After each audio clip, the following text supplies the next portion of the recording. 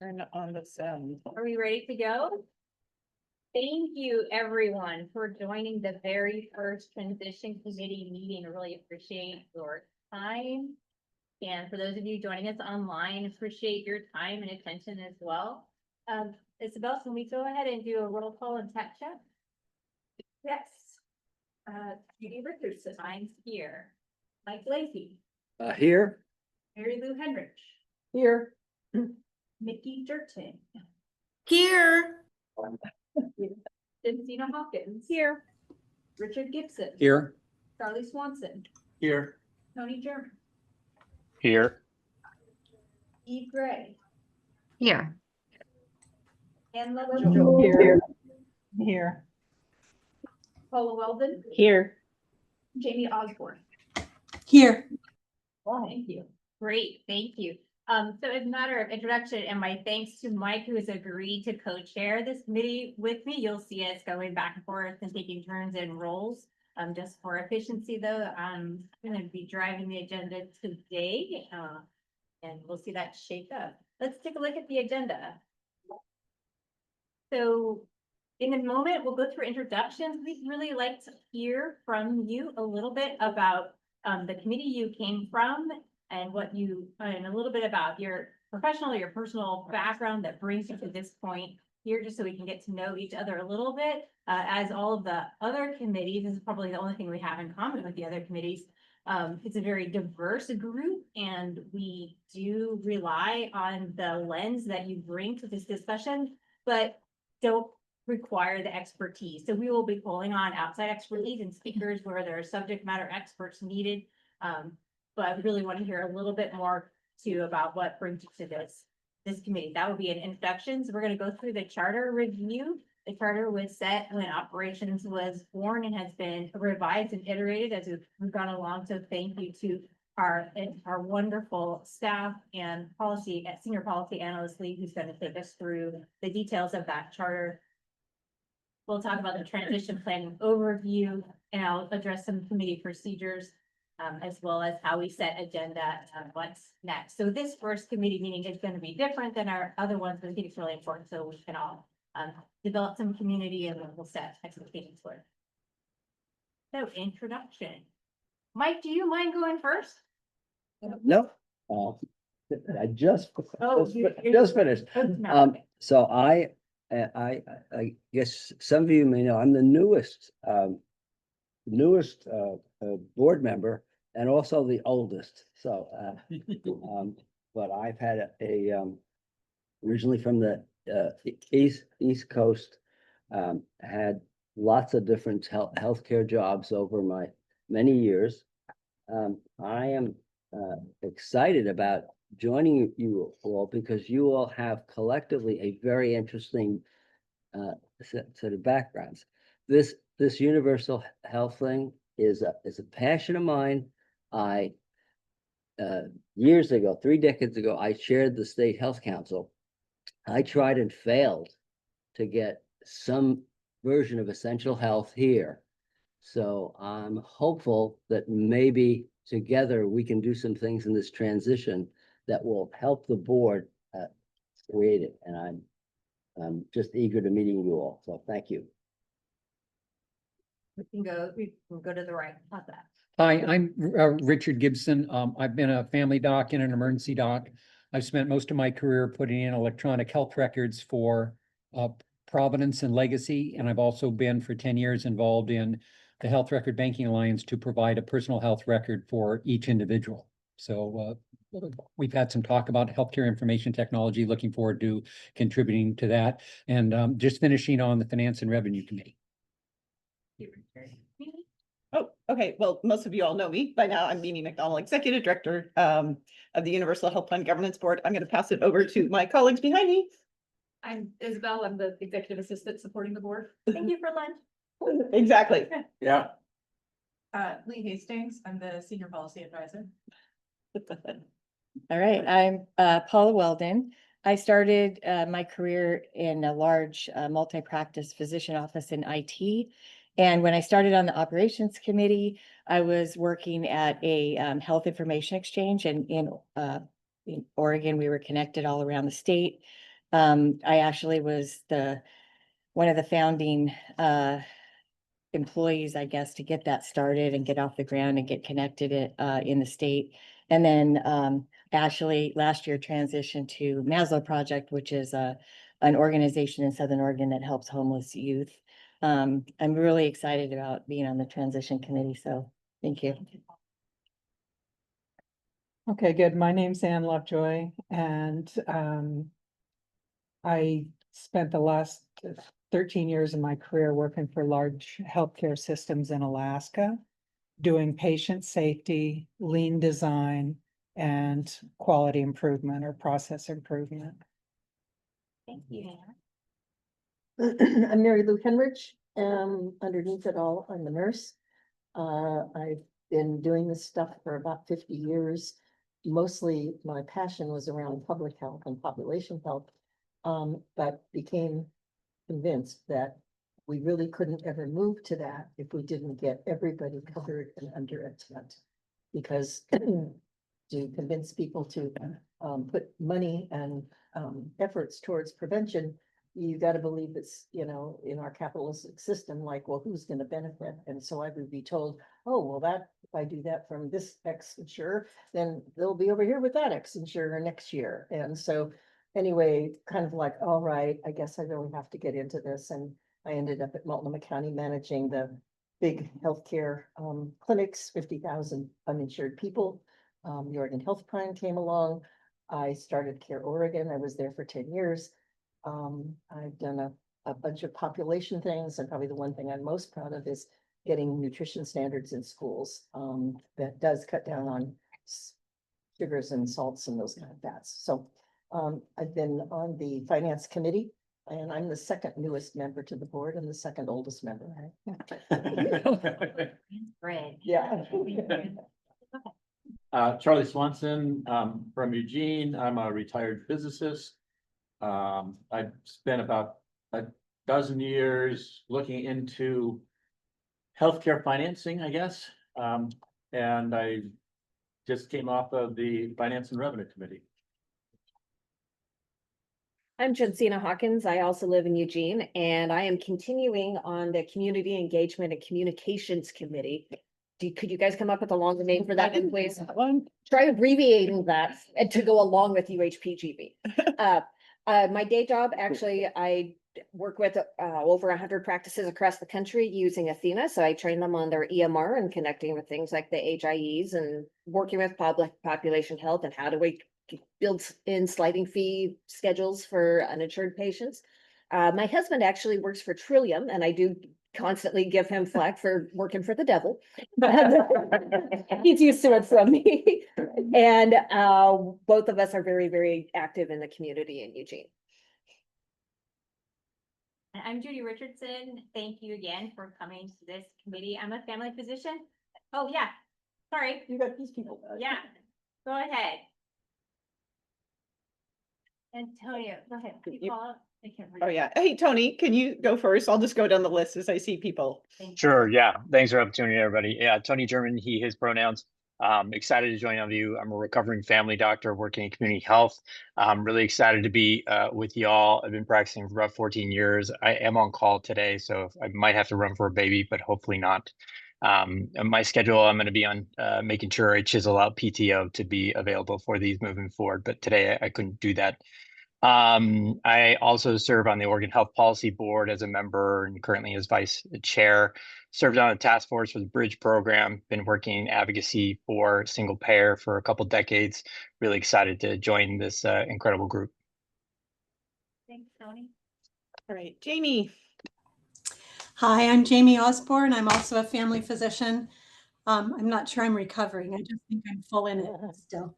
I'm the population health officer for La Clinica, which is a large FQHC in Southern Oregon. I've been with La Clinica for 5 years. Before that, I spent about 15 or 20 years working on the patient-centered medical home model for team-based care, and I'm super passionate about that. So I'm bringing that along with some pretty deep roots, again, another 15 or 20 years in graduate medical education. So I'm thinking about pipeline. I want to have a single payer system, but I also want those people covered to have someone that will actually be able to see them and see them well and do fantastic things for them. So I'm just very grateful to be a part of this. And I am coming from the Plan Design Committee. Thank you, Jamie. And Eve. Hi, everyone. Eve Gray, she, her pronouns. I am coming also from Plan Design and Expenditure. I am currently the Director of Health and Human Services for Lane County, as well as the acting CEO for our Federally Qualified Health Center. In addition to the FQHC, I oversee the Community Mental Health Program, Developmental Disabilities, Public Health, and Human Services, which operates the Continuum of Care and Community Action Agency for our counties. My background before this is a combination of inpatient and outpatient experience, for-profit and nonprofit settings. So I am excited to be here and very excited to be involved in this work in a time when it feels like a lot of things are being torn down. This feels like something we can build up, and it really gives a lot of hope to be in these meetings. So I'm appreciative of the opportunity to continue. Thank you, Eve. Last but certainly not least, Mickey. Oh, hi. I have a background of 15 years in local government, policy development and implementation, working in the city manager's office and with elected officials. I am also on the advocacy commission of the state of Oregon, where we are advisors promoting equity, representation, and opportunity to policymakers, so legislature, state agency leaders, and the governor's office. And then I was on the Communications and Community Engagement Committee. I have 15 years in local government with that experience, as well as before that in marketing.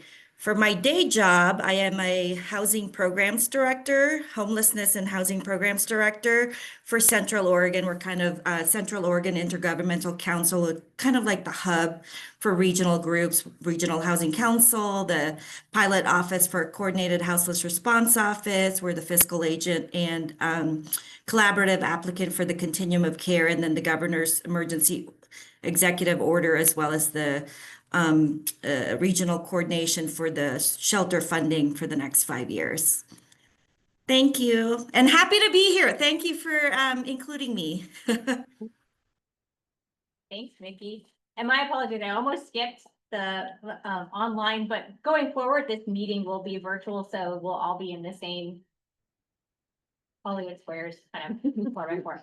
I'm Judy Richardson. I'm a family physician in my bones. I've been a family doc for 22 years, which gets longer and longer. You know, I think back when I started medicine, we had paper charts. Like, oh, I tell that to the residents I work with now because I work at OHSU and teach a precept in family medicine. But my main job is in the division of management, where I teach healthcare economics and systems. And so it's my pleasure to try and help, along with Mike, to shepherd this committee and help the board see where it gets from point A to point B. And with that, I'll turn it over to Lee, who's going to walk us through the transition committee charter. All right. So hopefully. Lee, can I interrupt you? Why don't you take 30 seconds to tell us a little bit about your background? Okay. Yeah, you're amazing. Let's see, I've been in healthcare policy to the point where I almost don't want to say, but 17 years now. I started my career in Massachusetts around the time they were doing healthcare reform. So that was really exciting getting in there. I spent a lot of time working with health systems on accountable care organizations. And my role just before I came here was with a national consultancy that worked on the Medicare Shared Savings Program. I am an attorney by background, so apologies to clinicians. And also that will probably explain some of the discussion that I lead later as well, because that's sort of the angle from which I approach this. Thank you. We forgive you. And All right, can I just ask people online, just let us know if you're not able to hear Lee, Yeah, but closer. All right, so diving into the charter, we're just going to cover a couple of the top line elements here. So the purpose, of course, of this committee is to develop and recommend to the board what we are terming a consolidated transition roadmap that synthesizes outstanding issues, dependencies, and sequencing considerations for the board. So that's a whole lot. I like to think of it as this is the committee that's going to help the board figure out how we get from here to there. There being kind of this final proposal that they've been working on piece by piece. So some of the specific tasks under there, we are going to look at some unresolved proposals. We are going to be developing recommendations on any outstanding plan details, identifying issues that might require further clarification. And most importantly, I think developing some of those recommendations on sequencing. What has to happen before this can happen? What decisions need to be made before decisions can be made on that, et cetera. Next slide. So scope and authority, just an important reminder here. The board is the entity that is accountable for this work. So the committee serves at the pleasure of the board. It is a recommendation making body. This committee, you know, the board has trusted its committees because we've had really fantastic committee members and committee proposals that are very well thought out. However, it is ultimately up to the board to make final decisions. So I like to think of that as, you know, you guys have a lot of freedom. You get to explore because you don't have to be responsible for that final decision. You get to really think about all the different options. And if you wanted to present multiple options to the board, you could, because they are the ones that do make that final decision. The usual sort of, you know, Robert's rules types of thing apply. Quorum, so we're looking for a majority of committee members present to vote. And we'll go through all the processes led by Isabel, doing public roll call, etc. Hopefully no questions on that. Go forward. The charter outlines a work plan that really occurs in 3 phases. Phase 1, I term issue intake and triage. This is really where we're just going to step back. That's mostly what we're doing today. Take a look at what's been done and what needs to be addressed. We're hoping to get that done pretty quick. The bulk of this committee's work lives in phase 2. This is refinement, recommendation, and escalation. So this is going through those things that need to be resolved, those issues, those gaps that are identified, with the goal of addressing 2, maybe 3, depends kind of on the scope of what that particular issue is, in depth per meeting. So this committee will be meeting twice a month, really trying to rapid fire through a lot of these things. And then phase 3, just because we don't want things to end abruptly, we want to have some time to close down the committee cleanly, to really put a bow on things, or if we can't put a bow on things, to at least be able to acknowledge that. So that's something we can note in our final report that, you know, this much work was done and these are recommended future steps for exploring it, et cetera.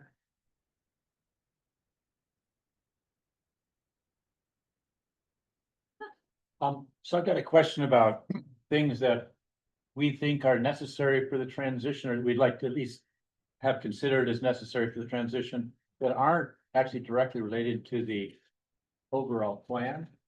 So in some ways, there may be kind of like incremental steps, but not necessarily. So how would we bring those up, and what process would we use in discussing those things? Yeah, thanks for that question. So I think we'll get a presentation from Mimi about the different buckets of things that are within the scope of that plan, and certainly is similar to the board at the end, bringing those issues, topics forward, and then we can see how they incorporate or fold in, and we can also ask the board how they would like us to.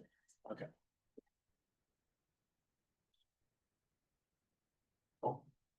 Before, yeah, oh, Marilyn. Mine's just a simple one on meeting twice a month. Have we got regular, are we figuring that out? A regular time, so we're gonna meet if I missed that somehow. So we haven't discussed that yet. This first meeting happened just at the end of the board Yeah. meeting because we wanted to bring everyone together, and we were thinking about earmarking Thursday afternoon. Is that on the agenda to discuss our next meetings and times? I think the meeting schedule is the 1st and 3rd Thursday from 1 to 2:30. Well, first and third Thursday. Thursday, and when? In the. I think isn't it second and fourth? Sorry, 2nd and 4th. Thank you. No more double. Thank Yeah. you. In the afternoon, like 1 o'clock, is that? And the time is starting at 1 to 2:30. Yeah, people haven't had the opportunity yet or haven't been on the website lately. If you go onto the UHPGB website, there's actually a little transition committee page.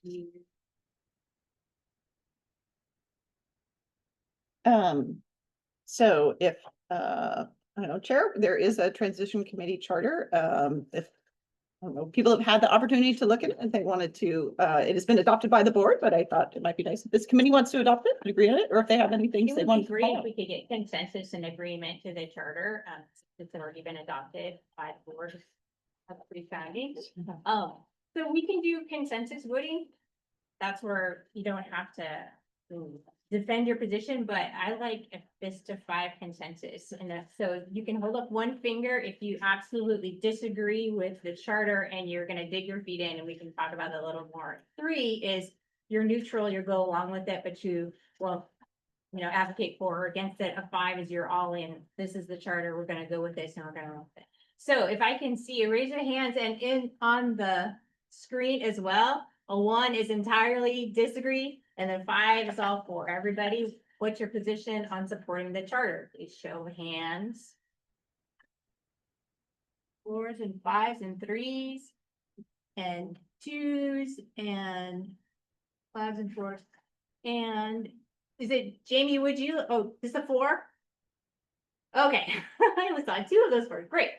So I think we have a general consensus to support this charter. Thank you, everyone. Well, we had some 2s. Was there 2? Was there 2? I thought you said 2, but I think you were just miscounting Jamie's fingers. I saw 2 of the 4s. 2 was a 4. Yeah, 4, Okay. yeah. Yeah. Thank you for calling that out, because we would want to explore that diversity of opinion if we have. I thought it'd be helpful to just go over briefly some committee procedural points, because this committee will need to be very efficient with the amount of work that we need to get done and provide back to the board. As Lee mentioned, we will try to follow Robert's rules as not stringently, but as efficiently as possible. That being, when there are motions, there needs to be a second, there's time for discussion, and then a formal vote. I would encourage committee members to explain your vote, especially if you feel you are in minority. It's really important as a committee member to explain to the others why you may be not voting for something. And I think sometimes in Oregon, we hide under Northwest nice. And I want to encourage everyone that you may have an opposite vote, and that's okay. It's really important for you to bring your concern to the board. And we really try not to abstain from voting. If you are going to abstain, it's also important to discuss why. If there's a conflict of interest, financial conflict of interest, for example, might be an appropriate time to abstain from a vote. It's very helpful for your fellow committee members to understand that. We vote, we close the book on that, and we're still friends. So I want to encourage you all to vote your conscience and feel comfortable doing that. And then finally, I'd like to just underline too that our role is to make recommendations to the board, to bring together a lot of opinions and thoughts, and to think about things outside the box, to turn them around and see different facets of problems for solutions. And then after we leave the committee's recommendation is the committee's recommendation. It's helpful if we can go forward and support that moving forward, while not diluting any disagreement, but still saying we have a unified voice. Yes, Charlie. So I guess on the process, I'm looking at page 2 of the charter. And it's talking about, submitting the intake criteria and what we should be submitting. So how much prior to a meeting does that need to be submitted for it to be considered at that meeting, or how much and how late would it be if it to be considered the next meeting? Great question. I'll defer that to Mimi and staff. How soon would you like suggestions for topics? Well, what I'm hoping we can do is at the close of each meeting, take up topics, or, we'll always ask about topics for future agendas. I do hope, because the time is so short with this particular group, that our next meeting is almost a lot of it is going to be devoted to exactly that, really trying to plan out the agenda. And so as much as possible, I'm hoping that we front load this, Charlie, so that whatever topics you think are coming around, if you can get them no later than a week ahead of the meeting. And it doesn't, you know, it I would say that I would not worry too much about the specifics. It is very helpful if you have that description under the like the intake criteria, but I don't want anyone to be discouraged from submitting something because they're like, that's too much homework. I don't want to do that. So, but at least if you can get it to us a week ahead. But again, what I'm really hoping, and we'll talk about this, is that this committee, you know, between what we talk about today and then the next time we meet, that you all really have it clear what's important and what this committee is going to work on, because we do have a short amount of time. As soon as possible. Okay, I could have just said that. I could have said that. I wanted to expand on Charlie's question. I think there are some areas that potentially have some fruit for us, right? So one is there are all of these different work groups now that are being asked various questions. Depending on that input, I mean, they may affirm, oh, you guys have got it right, or there's no way in hell I'm going to spend 10% of my money on this, or whatever it is, right? So we need the flexibility to, when a big issue emerges, to begin to get at least a few of us and staff together. So if it's an issue I raised this morning at the board meeting is, are we going to have a health information technology that we're just focusing on a universal health plan, or is it also for the providers, or is it also a health plan and the providers and the 4 million Oregonians? Those are three different architectural pieces. At some point, we're going to at least wrestle with that. The question is, how much more can we progress? And then maybe we make some recommendations that further work needs to be done by X. Or it might be something like Mary Lou is curious about pharmaceutical. Are there some bolder things Oregon can be doing? I mean, you know, candidly, there's globally, other countries don't spend what we spend, right? And Oregon has done some, we could say wonderful things, but if we're really ruthlessly honest, no, we haven't. We still have high drug costs.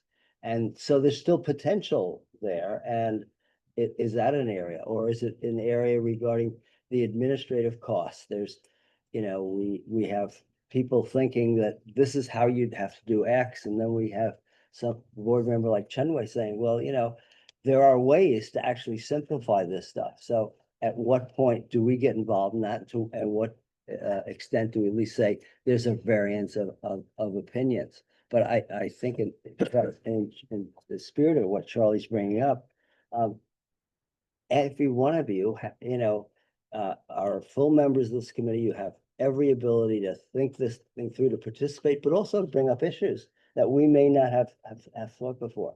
There's, Enough of my rhetoric. well, We'll I pass it back do to want to Judy. make a point, Yeah. because I'm certified in lean design.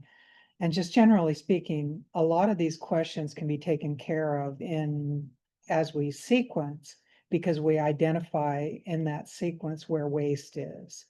And also some of the quality improvement, previous committees said that would be handled by the by the administrative team once we implement. Mhm.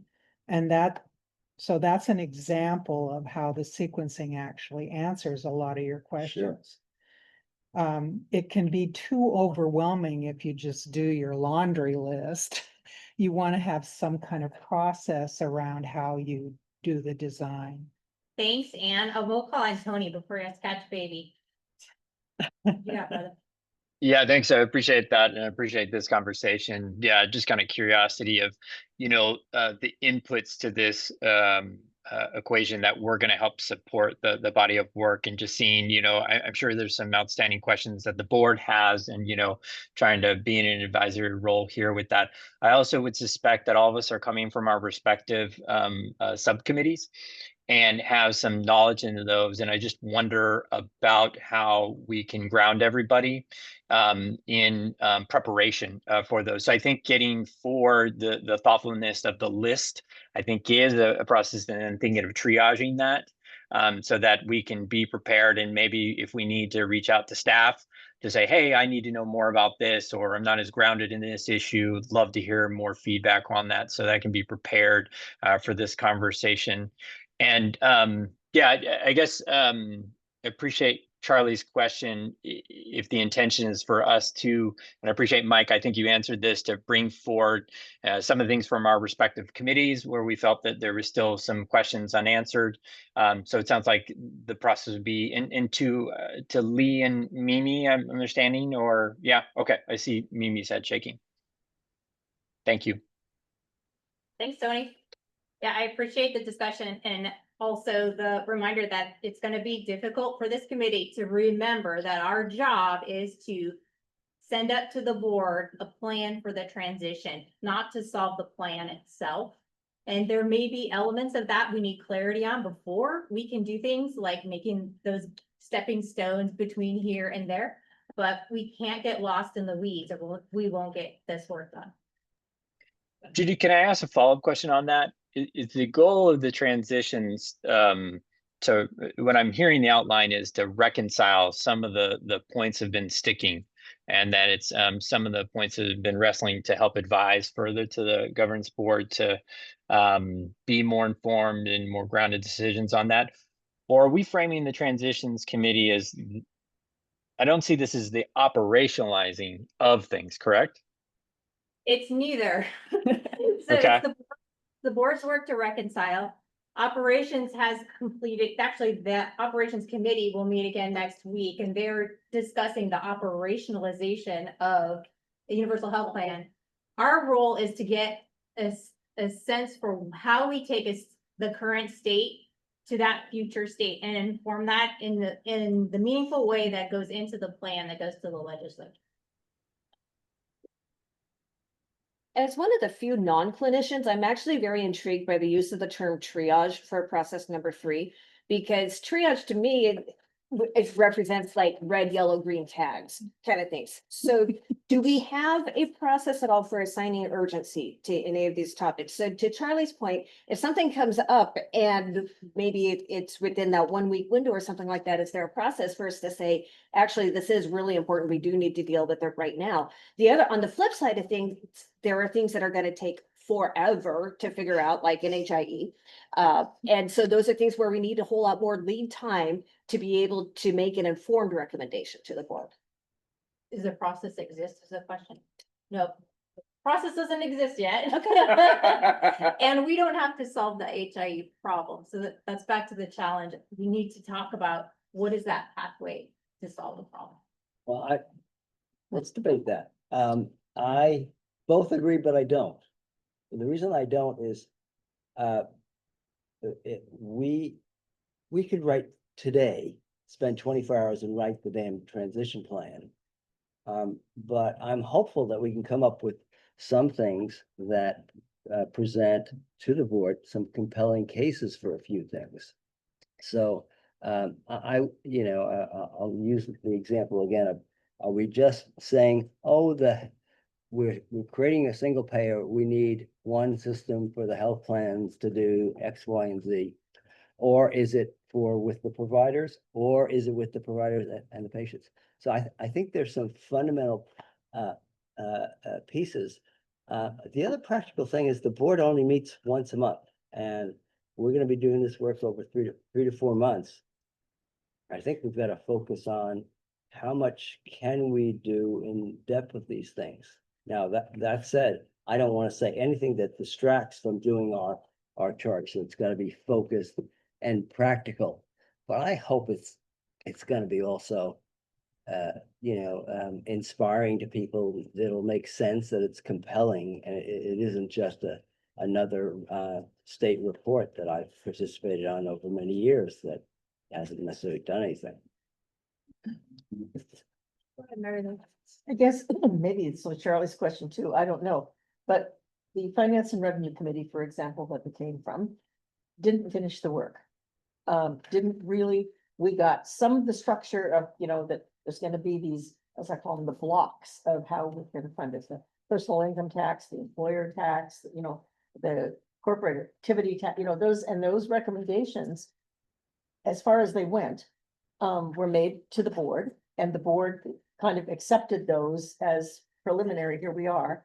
But at the very last meeting of the Finance and Revenue Committee, some other thoughts emerged that, because it's iterative. And so how do we, because I think one of the first questions that I get asked for everybody is, how are we paying? And so where is that going to be decided, or how are we gonna recommend us, who's gonna do that? Thank you for that question. It's the work of the board. So I bring a proposal to the board as a board member? Okay. So I see on here, related precisely to what she's talking about, is one of the intake criteria is a description of unresolved issues. Are we going to ignore those if we bring them up, or what's I am going to definitely bring up, but I might bring them up to the board as well. I'm going to bring up some unresolved issues. And then I guess the question is, what's this committee going to do with that? To me, one of the things we should probably try to do is resolve them, but maybe that's not the case. So anyway, So that list of the unresolved issues, together with the sequencing that needs to happen with transition, goes to the board. The board can direct back to us. The board can set up an exploratory committee. The board can bring in subject matter experts. The board is the decision-making body. right, that we're supposed to make recommendations to them, but not about those unresolved issues. We send to them the list of unresolved issues, and they can direct to us what they need us to work on. It's not within our charter to resolve those issues. Okay, so we submit it to them, and then they decide whether or not they want to have us think about it. Okay. They are the ones who make decisions about that. Do we Okay. have a beginning list of that? No, we just Something? started. No, but I thought I did see So something. Sarah, if I could There's some just, pieces of I paper. think it might be helpful if we go through actually what we have prepared, and I think it will answer some of these questions. And we'll probably bring up a few more, but I think we'll be able to get, we do have a plan to address those things, so maybe we can get through this first. Thank you. Thank you, sorry.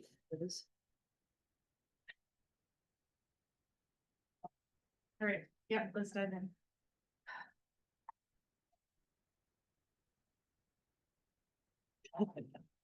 All right, so this is really just reiterating what Chair Richardson mentioned earlier. I also do want to touch a little bit on the agenda item, just because this is like maddening for me as a staff member.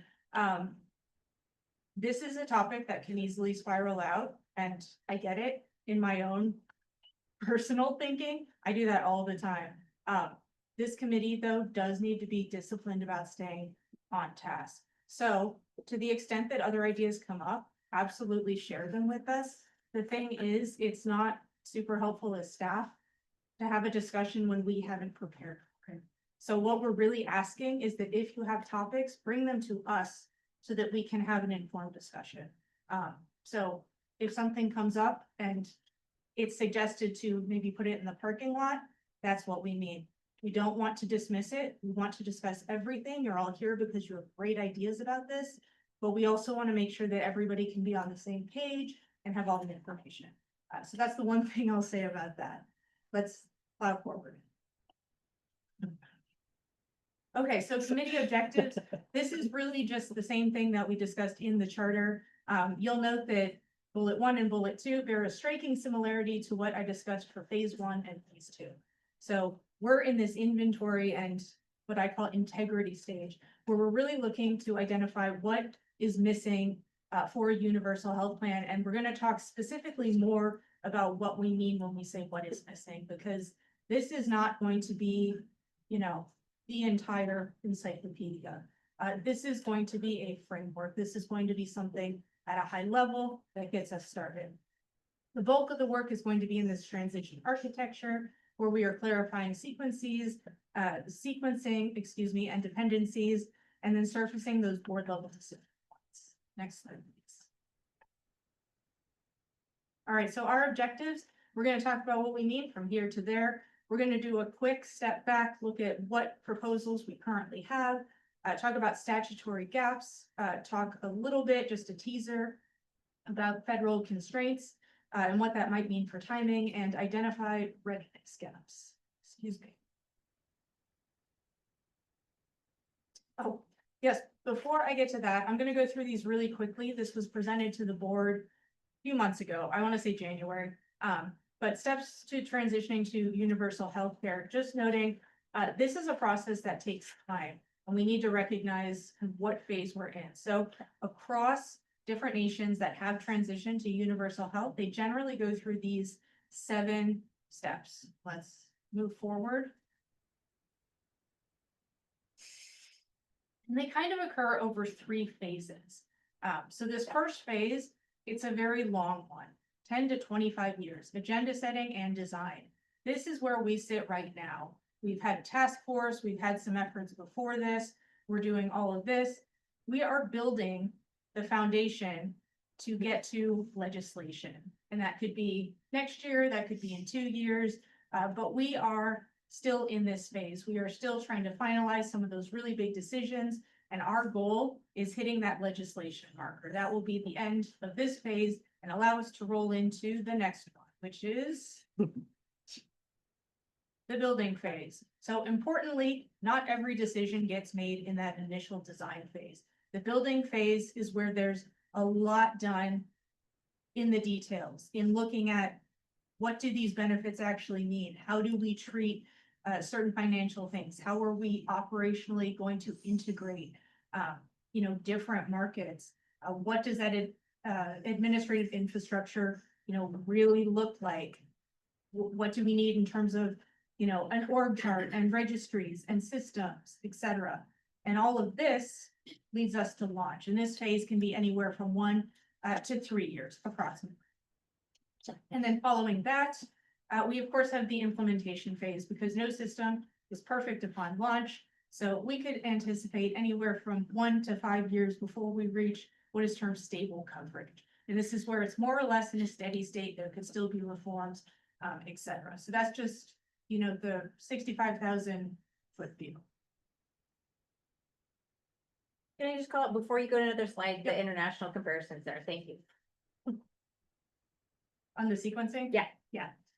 So just to note a couple different examples, and this is going to be some of what this committee is going to be tackling as we talk about sequencing, et cetera. So there are, of course, a variety of approaches.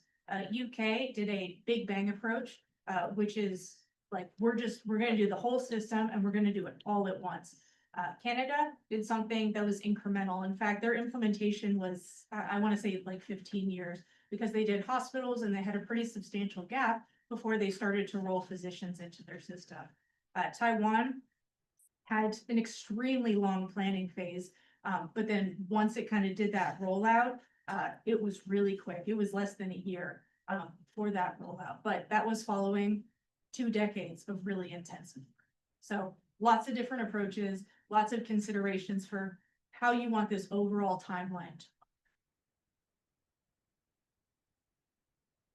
All right, so from here to there, what I really want to emphasize is, again, this committee is not deciding the endpoint. The endpoint is fixed.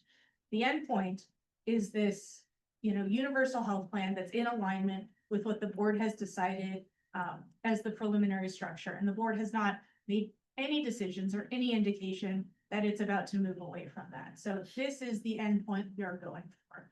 You can see these are some of the summary bullets, but we're talking coverage for all residents in the state of Oregon, no cost sharing, a certain amount of benefits, and essentially being uncoupled from employment, as well as addressing things like social determinants of health.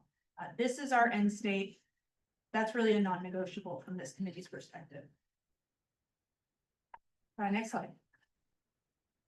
All right, so when we look at designing a healthcare system, the CBO back in, I think, 2019, has a really interesting report about what components of a single healthcare system would look like. I encourage you to read it if you're bored or you have trouble sleeping at night, perhaps. But there's this really wonderful graphic that I think is very helpful in thinking about what is needed as a practical matter in the design. They have these 7 elements.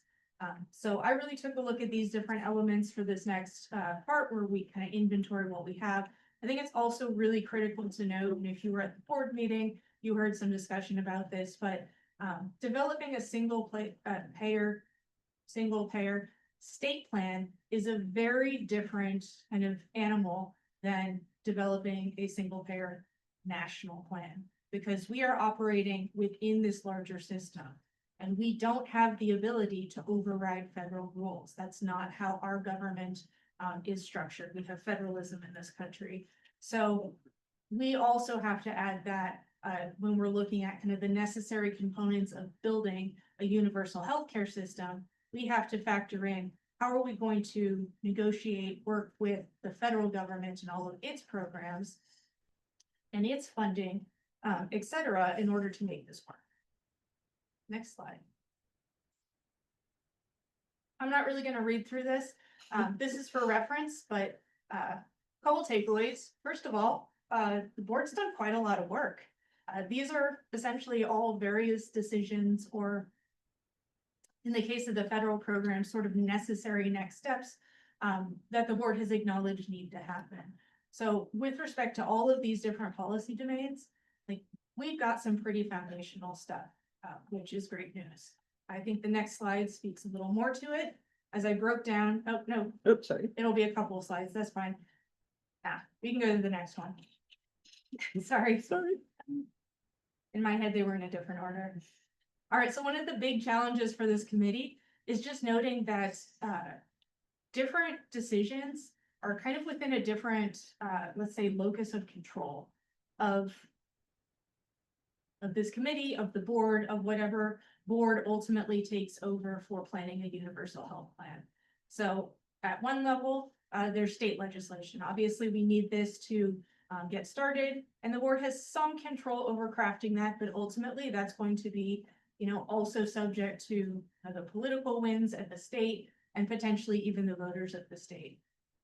There are also elements that are going to require federal approval, over which we have even less control, because at that point we're negotiating with this much larger governmental entity that really holds all the cards when it comes, to having these dollars already in play, and trying to make it work with what we conceive of as a universal health system.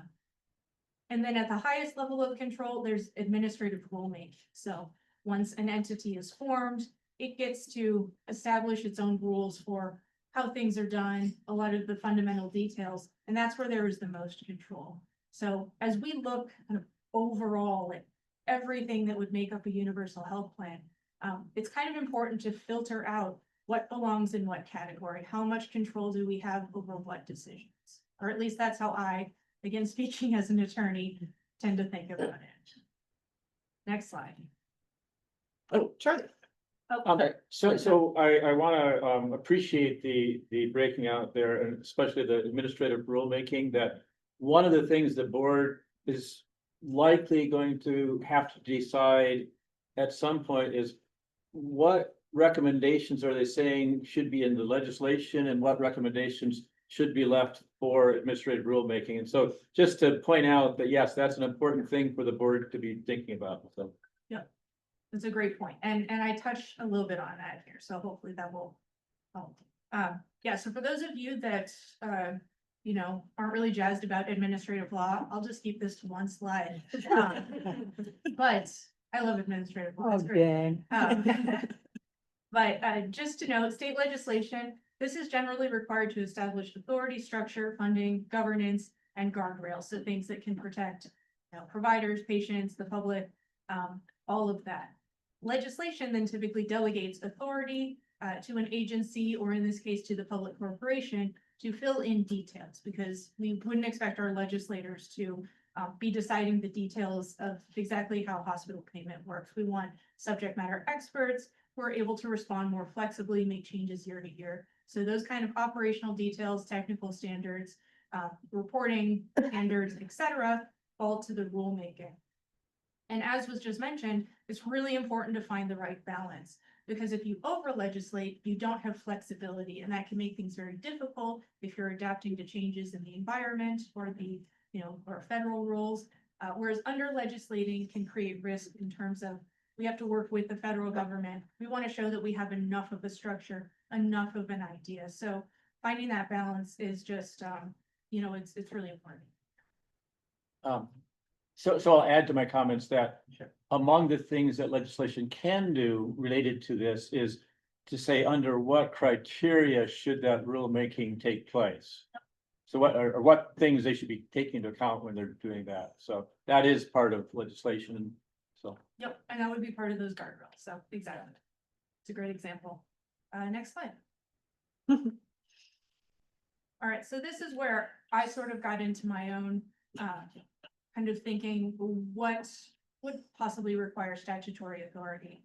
And this is very small, so I don't expect anyone to necessarily read it. Instead, I would encourage you to focus more on the status colors, noting that most of it's green, actually. When I went through the policy domains and tried to really assess where statutory authority was needed, the board has really made decisions on most of that. We have a few that are in progress, a couple that have sort of been talked around, and then one that is needed, but our operations committee is also actively talking about that, and I'm sure this committee will be able to take that on if they are not able to complete it. So we do have a lot of greens here, which is good news in terms of having a pretty strong statutory base from which this committee gets to start. Next slide. And then just to expand on that, these are some example items that would fall under probably rulemaking and operational. So we see like those payment rate setting methodologies, tax administration, revenue collection procedures, outreach and communication strategies. Now, we do have some proposals that touch on these things, but for instance, when we talked about hospital global budgets, we didn't get into the weeds about, exactly what that methodology was, because that is something that, candidly, we have time to figure that out. We want to get the right subject matter experts in the room for all that, but we have enough of a framework that we can propose something, that has kind of that heft and that shows the seriousness to the federal government. So again, finding that balance. Next slide, please. So because that was very small, I did want to kind of pull forward what those statutory gaps were on that large table. So confirming the rulemaking authority, this is one that we've sort of talked around, but just wanting to make sure that, the intention is to give this agency its own rulemaking authority. And I think some of this will tie in at the end of April when we do get the report from OHA as well. There's a lot to consider with that. Coordination with other coverage. This is currently under discussion with operations, might roll into the transition, but thinking about how does employer-sponsored insurance work? Right now, we don't have the ability to override ERISA. There are possibly always going to be national companies with insurance. So figuring out how does it operate with respect to which is primary, which is secondary, et cetera. And then board composition and appointment authority. This is another one of those smaller issues, but that we really do want to nail down with respect to what does that look like? What is that board? Is it a new board? Is it our current board kind of restructured in some way? And this final one, this is not strictly speaking a statutory gap, but this is a really important kind of gap that does exist for operational planning that we wanted to call out. And I believe Amy's going to speak to in a little more detail, but we have some revenue assumptions that we need to resolve. Essentially, there's been a lot of critique of our current assumptions that I think are fair and that we're going to be taking another look at so that we can try to really fix down what those numbers look like. Next slide, please. All right. And then just a teaser, we'll talk about this more, but federal implications, just noting that any universal state plan needs to address the fact that the federal government has its hand in health insurance in a lot of different ways, and we have to work with that. Next slide, please. And here's really the key question. Again, just something to think about when you can't sleep at night. To what degree Should a statewide universal health plan prioritize what I would call day one consolidation or a big bang over an ability to begin implementation or a more phased approach? And this is a whole spectrum. You could do everybody all at once, day one, and you could do very small, very incremental, and you could do everything in between from, you know, kind of bigger chunks of the population or certain sets of benefits, et cetera. Like I said, this is not to discuss today, but just to start thinking about. And one term that I'm going to use a whole lot with this committee is trade-offs, because there's no right or wrong answer. It's really just which trade-offs are we more willing to make? And do we want to try to center it? Or, you know, do we want that maximal payer consolidation and efficiency? Or do we want that ability to really control the date that we launch things? It's making choices like that. And again, there's no right or wrong. It's just, you know, how does this committee feel? What do they feel is the best, you know, way forward? State. Next slide, please. And then finally, we have implementation readiness. So statutory gaps, these are things that we need to include in enabling legislation. Implementation readiness is a little more vague. Here, we're talking about what systems have to exist in order for this to actually work. What needs to be ready on day one? Next slide.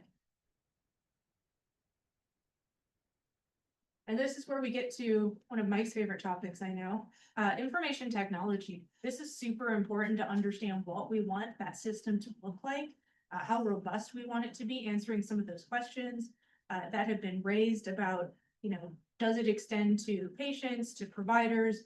Who are we trying to cover with this system? So really trying to get an idea of what that means, as well as doing some of the financial transition planning. And this is kind of where some of those revenue assumptions really fit in as part of this committee's work. So making sure that we understand all of the assumptions related to startup and ongoing costs, economic impacts, short and long-term sustainability, et cetera. Next slide. That might be it for me. Yeah, nice try. Oh, sorry, I feel like I've been talking forever. So the takeaways from me, at least, is that in transitioning to a universal health plan, we've really got these are the three big pieces from my perspective. Having that statutory framework, which we're pretty close on.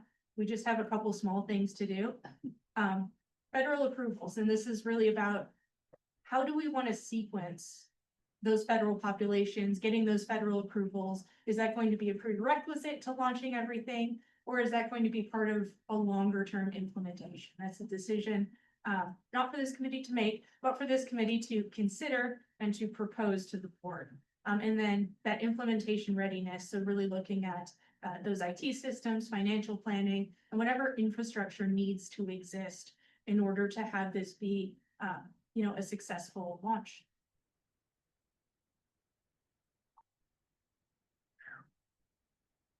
Thank you for that. That was very rich, and I hope we review that often because I love that slide that shows everything that was accomplished so far.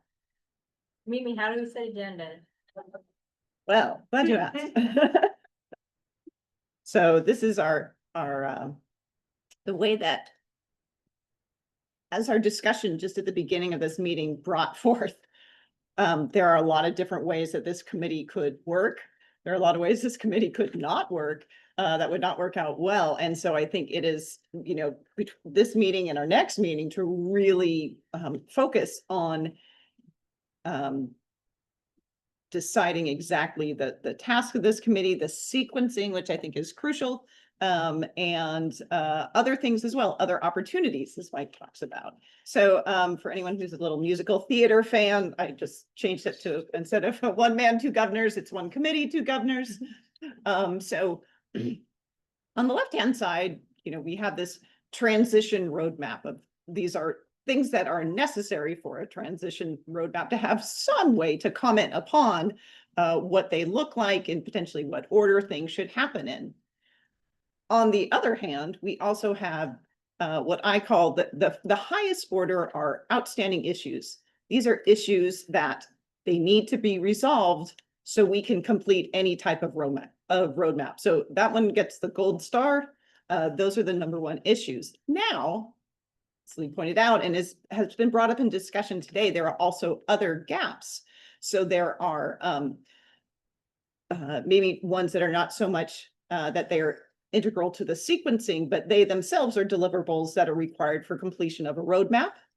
Now, there are also topics which will enhance the value of the proposal. And so I want to, Mike, I think that a lot of, I wanted to make sure that it was clear that there is still a space here for that. And like a lot of the things that you were talking about, which is enhancing the value of the proposal, not just the basic, as you said, we can do this, but what more can we bring and how does that happen? And how does that get to the level of the board? Again, understanding we do have sort of our task against us. And then there will be topics that absolutely need to be addressed. And this committee is not going to be able to address them. And they are going to have to get ironed out after the report. That doesn't mean we don't speak to them, but it does mean we recognize that, well, we only have 12 weeks, so it's not going to happen.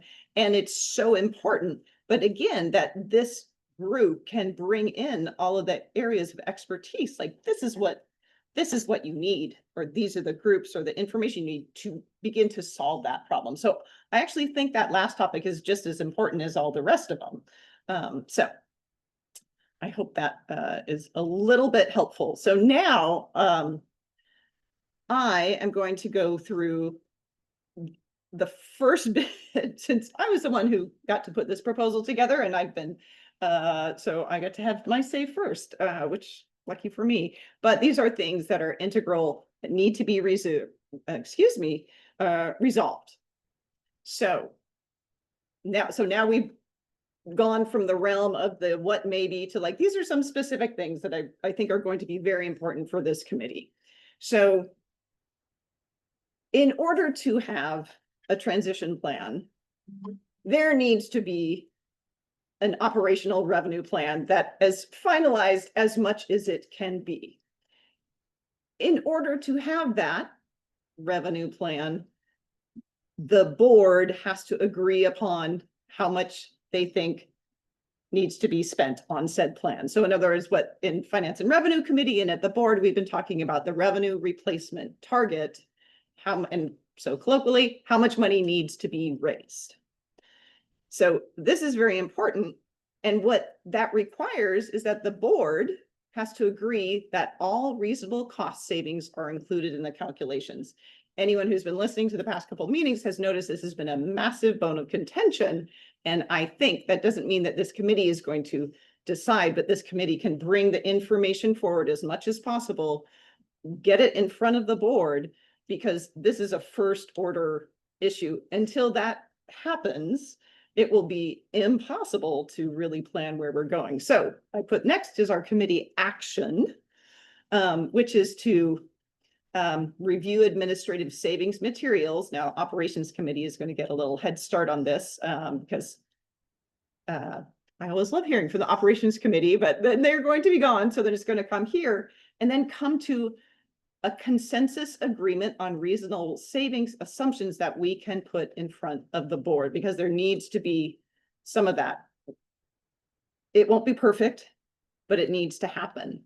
At that point, and in addition to that, this committee can help to decide or help recommend to the board, should they have a change in that revenue replacement target, which again, then that would change the operational revenue plan, not the components of it maybe, but some of the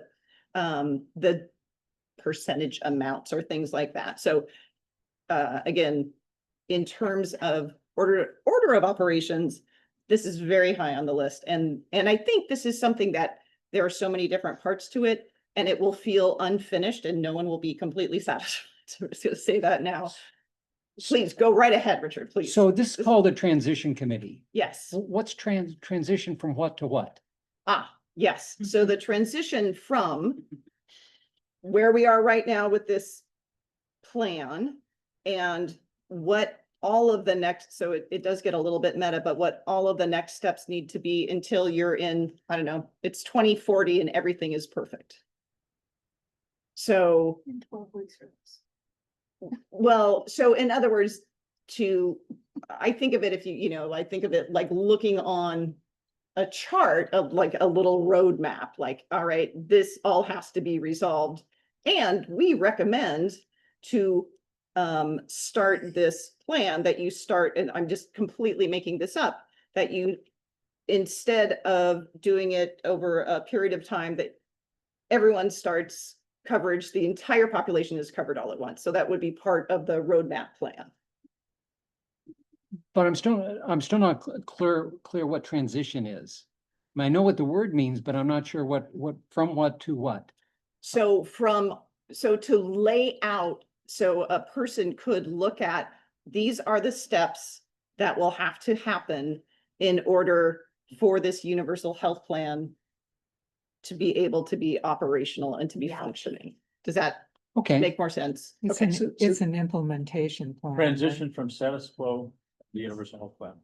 A plan for that. Well, it is a roadmap. I mean, Yeah, or it's a plan. or a list. Roadmap or a plan. plan. I'm Yeah. sorry if it's not. All right. The other problem I'm having with this, Please. Yeah, go ahead. with this committee is, you look at that last bullet, it says evaluate and recommend to the board a change in the revenue replacement target if indicated. That is a content laden discussion. It is. And yet Judy says that the purpose of this chart, of this committee, is to lay out issues. I mean, just put issues in a list and send to the board, and I see that's a conflict. Yes, and I think it is, and I think that this is the perfect place to talk about this. So let's have, so I do think this is a good discussion, because I will say, I think the chair and I maybe have slightly different thoughts of going into it. And I partly because I've been on the Finance and Revenue Committee and know what's possible. And so I confess, I think that I may have conflated some of the work of this whole committee with some of the work that certain members of this committee, and as I'm sort of looking at some of our finance and revenue people, might be able to do. So I apologize for that. And Chair, if you want to, or Co-Chair Mike, you want to hop in there? Yeah, I have some thoughts on this one. So I'm gonna say them recognizing, please critique this, because these are not well formed, but it appears to me that there's different rhetorics regarding how people just define transition plans. I think Richard is absolutely right. And some people see these things as roadmaps. Roadmaps tend to be linear pieces. They don't tend to be kind of continuous quality improvement, right? And then there's mechanisms, at least that, in my experience in other countries, they use playbooks. They don't, in other words, they use something that's a more dynamic thing, recognizing we're going to have this, but it's going to have to evolve and it's going to have to be responsive. And so one of our board members, Chumway, brought up the concept of playbook. Now, I would appreciate you all thinking about that, because I'm still thinking about, so how much in depth here, and I'll share with you in terms of the spectrum here. I think the charter that we have is quite achievable. Okay, but it depends on whether or not it's kind of like another plan that's going to be on somebody's list versus to me, a playbook is, you've really thought this stuff through, you've got some depth to it, people are excited about it, they see the doability, it's inspiring. We've even had some fun doing it, right? As opposed to, oh God, let's get on with the meeting, I've got to go pick up my kids, you know? It's a very different attitude. There's a cultural and attitudinal thing with this. So I think that I think the answer is somewhere along the spectrum of a playbook and a very simple mechanistic sequential surgical transition piece. And I don't think there's a right answer to this to me, but maybe somebody here can figure this out. I guess I'm still stepping back here. Maybe sports people understand a playbook. I don't know that I understand a playbook versus a report or whatever. So can somebody help me with, you know, it kind of sounds like something that the coach of the basketball team would have. And all right, well, let's do a understand. cooking recipe and thank you. and the different Thank variants, because that's what I'm doing lately. I no longer play basketball, so So maybe there's, Have the recipe. there's something, but as we all know in cooking, there's some standardized things and there's creative substitutes and alternatives. Maybe we In could do that. project management, Yeah. they say allowable variance. So you'll have a project plan that covers about 60% of the actions that need to be done. And then you actually specify allowable variance, which can be discussed or projected into the future. So there's really a planning committee, not a transition committee. And we're building a 6-year plan, and it's going to start out very coarse. And over the next 6 years, it'll get finer and finer and finer details. So this idea of whether it's a recipe, whether it's a playbook, whether it's a roadmap, I mean, I don't think that's helpful. I think we're trying to create the best plan we can 6 years in advance, and gradually we'll refine things. Lee, did you have comment? You I was raised your- just gonna chime in on the flavor. Oh. I think that's a good summary. Yeah. Because I was thinking of software development, you could sit and design and design and design. Yes. But we start doing agile because otherwise and agile is just start with something, get Yeah. feedback. So there's pieces of this, Yeah. like I think we're all saying the same thing, but we have to have some kind of framework. Right, I think that's good, actually, and I so appreciate that, and I think that as I started this, I think the first thing that I said to Judy Richardson is like, well, we need to start with the end in mind, and thank you, Richard, for really calling that out, because that is where we are getting from here to there, and there may be different aspects to it, and it won't be 100% linear, just as in we developed a quality strategy, and it's a strategy, it is a playbook. It is not like these are the items in it. It's And based so- on principles Yeah. rather than detail. And so there will be times when there'll be some detail, and there will be times, so I think just a little bit of flexibility. So I guess I'm kind of going with the idea that in most things in this world, it's follow the money. That is how life goes. And so to me, is one of the first things that we need to do is just what you put up there, which is the agreement on the revenue replacement target. And then how are we going to raise that money? And that's what I think the finance committee has been spending so much time, especially in the last months, trying to say those basic building blocks, okay, the flour and the sugar and the whatever, okay, and we're going to have those, but in what proportion are we going to have them? And how are they going to work together to get us to, but we first have to get that agreement on, maybe it was maybe it's the committee action, the administrative savings piece or whatever it is, to get us to the place where we say, this is how much in this, whatever year we choose, we think we need, and this is the strategy and those building blocks in their proportionality to get us to have that, and then be able to explain it to people and see whether people go, Yep. I like either what this is, or that they go together or they don't. Is that kind of what we're Yep, talking that about? is why this is number. I think the most valuable thing we can do in the next 4 months is to talk about the money coming in and the plan design and expenditures, and see if we can get to something we feel has a chance to be saleable to the Yep. people of Oregon. And coming out of the dock with a 10 or 11 or 12% additional percentage points on healthcare personal income tax, I think is a non-starter. We've heard it from John McConnell. I think we need to spend all the time on that. The problem is, if we go out with the plan in September that has those high numbers, it might never see the light of day, and all this work will be lost. I mean, I'm totally committed to this, but I'm concerned that we need to resolve this issue of the money and the plan benefits and design. And we have all the people on this committee to do that, but I think that's our key work to do. There's a lot of organizational stuff, there's legislation to do, but that's not critical because we won't be evaluated by the Oregon populace on that. We'll be evaluated on what's it look like. Well, Alex Polikoff said that first thing that they look at that 10% and they're not going to pay any more attention to it. That's my opinion. Well, I tend to agree with everything Richard just said. I also think that there is a transition notion here, and I have no clue as to what I currently think is the best way to make that transition. It may well be that we say, okay, we're going to just bring in this group first, but I don't actually think that makes sense either in my Yeah. mind. It's more like, what we're gonna do first is get all payers to put in a pot for primary care, or something to that effect. I don't quite know how we do that, but to me, that's a very important discussion. Part of the reason is because it's gonna be so hard to sell. And one of the ways that you can make it saleable is by proving that the state can actually do this. I think the biggest I think that taxes are gonna be a big issue, but I think a bigger issue is gonna be a trust. Can the government actually Okay, be the single or Okay. a government-like entity, you know, private corporation, whatever it is, or a public corporation, not private, a public corporation?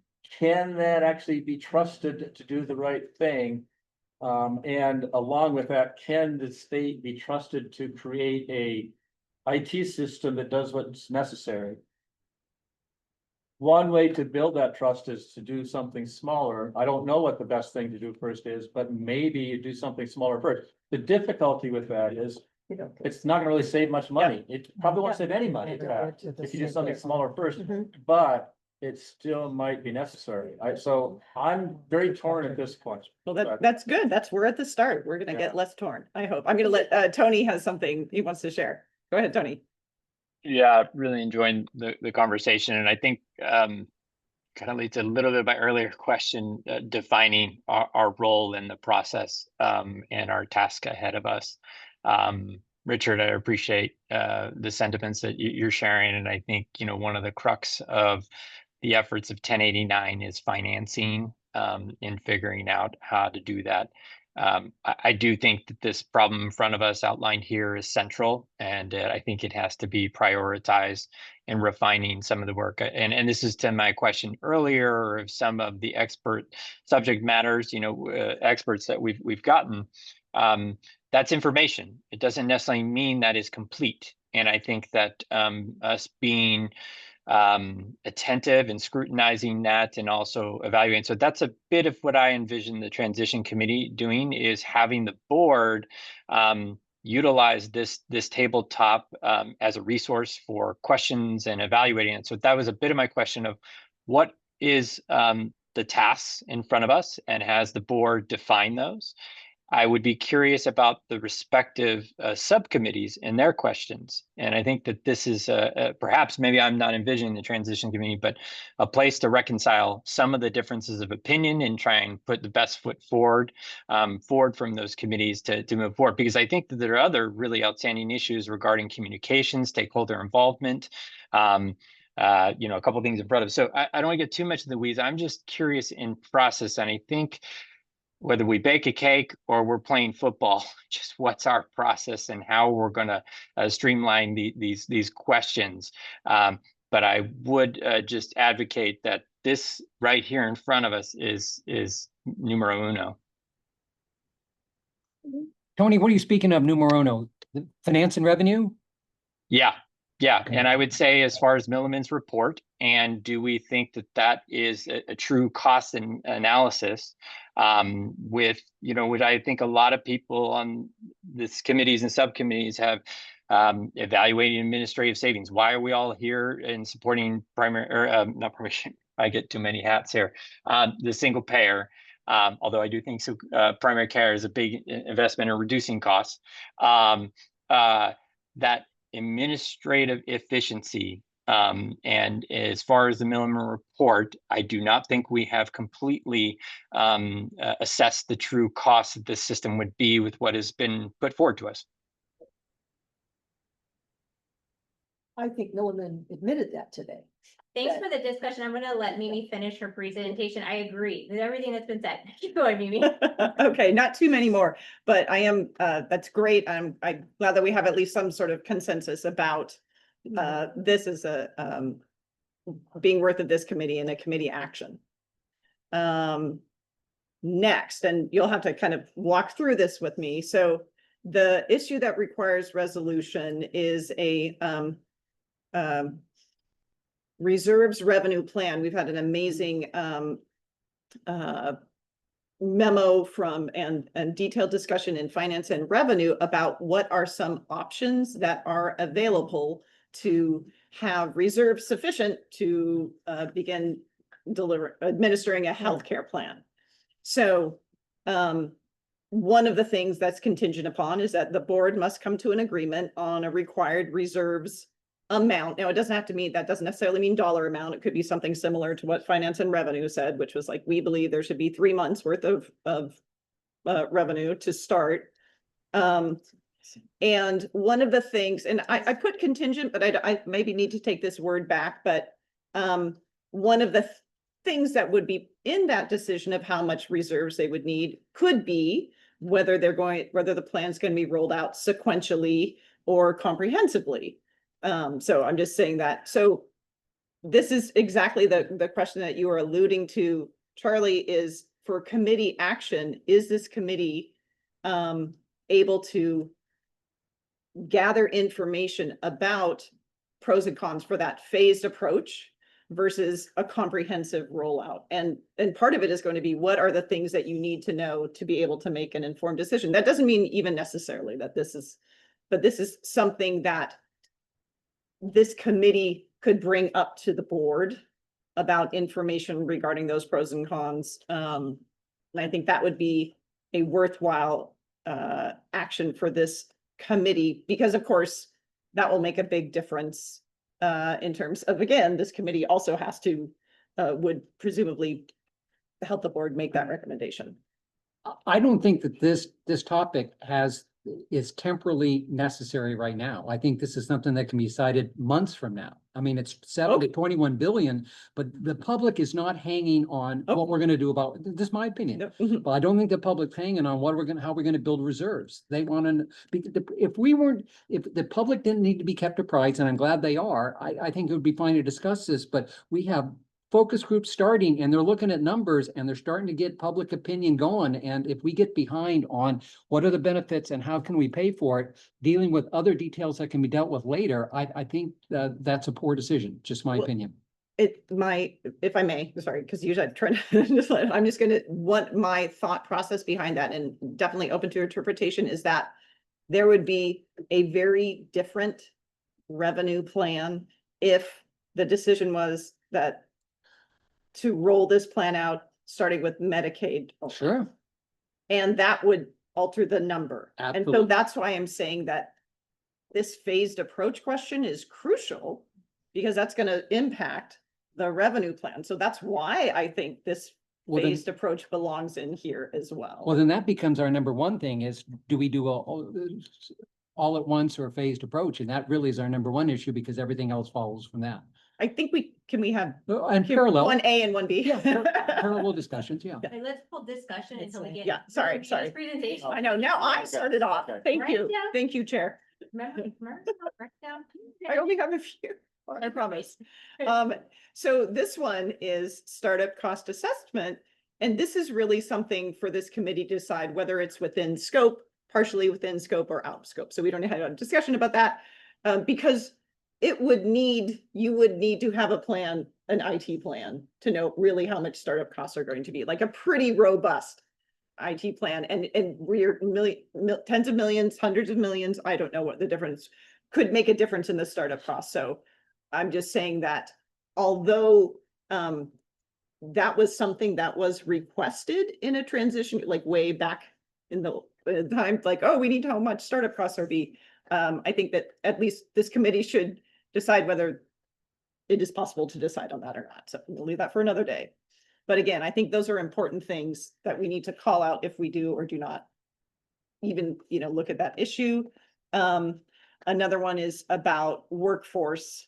And this is a question about whether starting with, would the board utilize existing health plan as third-party administrators, or would they start the staff de novo? Again, this is something, is that just so far down the road that this committee there's no business talking about that? Is that worth talking about? Again, if it is worth talking about it, how would the committee talk about it? So I think, that was it. So those were my very big ones. And this is just the potential agenda for the next two, and no, I'm done. But I think it's an exciting discussion. And so I'd like to, yes, Charlie, fire away. So going back to the phased approach versus finance. Yes. Approach, I guess, kind of that Richard is bringing up. Well, I do think that the decision about which approach we use completely affects the financing that we need to have. Yep. That's obviously true. I think that, to me, I would like to see us think first about what's the financing required to do it all at once. Okay. And then to say, okay, suppose we don't do that, what can we do instead? Right, agreed. I agree. So the Agreed. first step is all at once, Yep. what's gonna happen? I think that also drives the other ones as far as Yeah. staffing and which products and which, I mean, you just even things like an IT plan. Cause Mhm. I think that particular question drives everything else. But all four of those things you brought up that require resolution, I do agree, but each one of them is 4 months of an intense committee work on each one. Absolutely. So I just don't see how this planning committee is gonna do that in 3.5 months. You have to be able to pull back and chew gum and walk at the same time and accept that you're not gonna have all the details to every element of the plan. So related to that, to me, one of the things that the board maybe is gonna have to decide, and I don't know how much the transition committee wants to make recommendations on this, is what do we say is, or what does the board say about, here's what we're recommending, and here's the things we think that you should still be thinking about, and this is the budget that we think is required to continue this process. I mean, to me, there's gonna be, the governance board is gonna continue to be funded after September until June, I guess it is. Yep. I don't 30th. quite know how much funding there is and what it can do in there, but maybe it can do something. If it can't, there should be something about, well, I mean, a decision about how much money to get in the next biennium, Yep. or try to get in the next biennium is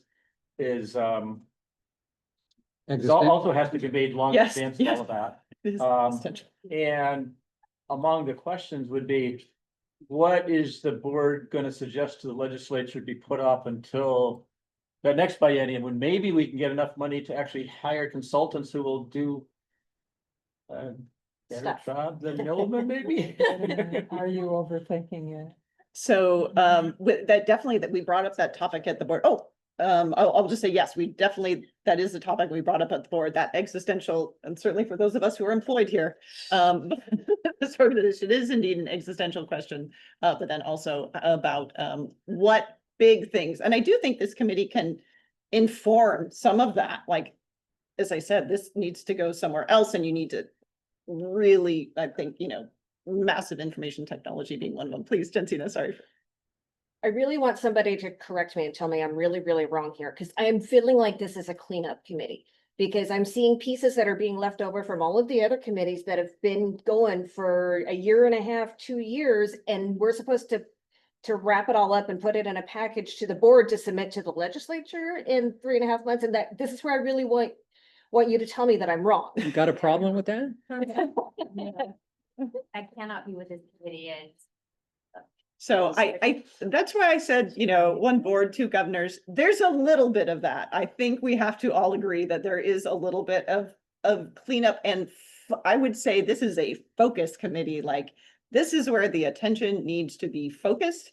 And as much as possible that this committee can get that focused work done, fantastic. As much as this committee says, no, that is outside of this focus, board's not gonna be able to do it, I think that's too. So, and a little bit cleanup. That is me. Sorry, I don't usually speak so much I in have meetings. a- Apologies. A reflection of what you're saying. So I think some of these topics, like as Richard said, they really can be deferred. Like, for instance, the reserves thing does not need to be, solidified in April, because we really haven't figured out, we'll get some feedback in the next 60 days, and they're gonna say things like, you guys have been too conservative. Yes, you can do a 10% rate increase, and so this 16 billion is just fine. Or we could be getting feedback that you guys are off your rockers and you really need to look at something that's not just phased down, but maybe a little, be a little bit more creative. Maybe you can't do all the benefits. Maybe you have to really boldly get some administrative savings, and you've got to do something with drug costs, and it needs to be, I'm inventing here, $10 billion instead of $16 billion, okay? I think Mimi was correct on our next meeting. I think that's a good, we don't need necessarily to architect everything here to figure out. There's a couple of practical things we could do at our next meeting. As long as Judy keeps us on track, I think that one big piece is at least one of our agenda items, maybe on April 23rd, is at least the first conversation of okay, what the hell are we talking about in terms of a health information infrastructure here, and who do we need to collaborate? We're not going to solve that in 90 days, but we can set some things in motion that could plan. The reserves thing, I think, is way more complicated. I personally think that when people are using their own experiences of how much reserves are required, they're not talking and they're talking about 1 to 3 months. I think you're smoking dope. I mean, there's no way in hell you're going to get $20 billion from the Oregon legislature for 3 months of stuff. So I don't want to waste any of my time with transition stuff until we're a little bit clearer Well, about that wasn't what's the actually rate. the action item, wasn't to figure out the reserves. It was, I must have misheard. yeah, it really was to talk about the phased approach. The reserves have something to do with it, and the board does have some required things that have to go into the plan. So there has to be some discussion and some thought about it, but. But I just thought the reserves thing can maybe So be in- looked at in June. In the sake of time, because we're over now, I want to point out our next meeting is April 9th. There's a board meeting after that April 9th, and then there's an April 23rd. So in your mind, think about our work as a conversation and ongoing dialogue with the board. We can kick to them what our consensus is, our discussions, our concerns, our questions, and my intention and my expectation is that they'll kick back to us questions, directives, and help to shape the future of our agenda going forward, knowing that we have these topics that we need to get to. Thank you, Mimi, for getting us through this. Tony, you have a comment? Yeah, just it sounds like the cadence is set in the time for and so we're going to stick with that on the calendar. Yeah. Okay. Can you work with that? If there are problems or conflicts with the quorum of the committee, we're gonna have to figure out how to be nimble, but we have to be on a. Is it 1 Train. to? 1 to 2:30, What? Oh, just- second and third, just an second and hour. fourth Thursdays. Oh my Yeah. God. Could just to follow up, this is sorry to be online, guys. The other committees were a bit longer, and I hate to elect or consider that to bring more people to volunteer your time, but it does sound there's a great deal of time. Is that a consideration for us, given the work ahead of us? Proposing a longer meeting less frequently. I would say that the cadence is right. I actually am volunteering more of my own time and all of your time as a consideration. We'll need to workshop that. Well, I'm strongly for that. An hour and a half, you could hardly get started on these topics. And so I'm definitely at least 1 to 3, and I could even be more than that, but. Thanks for your opinion. We'll have to look at the resources available to us and see if that's. What are a the possibility. resources? What are we talking? We It's our can time? take it offline. Yeah, yes, oh. Gotcha. Yeah, and so just a question, perhaps something else to evaluate. I totally the constraints of budget and whatnot, but I think it would be a consideration. Thank you. Other things for the good of the order. The only other thing I would say is if people are, as you're thinking about this and the hierarchy and the order of things, and I'm so excited we have so many different types of experts here, please you can always email them to myself and I think that this committee is made up of incredible people. I think there's gonna be tremendous work that can be done. It won't be perfect. But the sooner ideas come that we can share out to everyone, the better it is. So if there's things that you're like, no, this is a huge, what is very challenging is just to know what you're missing. So if there's a huge piece that you're like, this is not going to get where we need to go, you're missing this piece, please speak up. Charlotte. Do we have to be leaving this room right away, or is Oh, the room gonna be closed up, or do we know that? I need to clean up. we do need to clean up. We will let our team go home, but you can, I don't think anyone's gonna come and kick you out if you want to stick around and talk. All right, Tara. We're adjourned. All right, thank you everyone who Nice to joined us. meet you all. And I'm so sorry you didn't get lunch. If we ever get to meet again in person, I'll bring cookies for everyone. Thank you. Well, I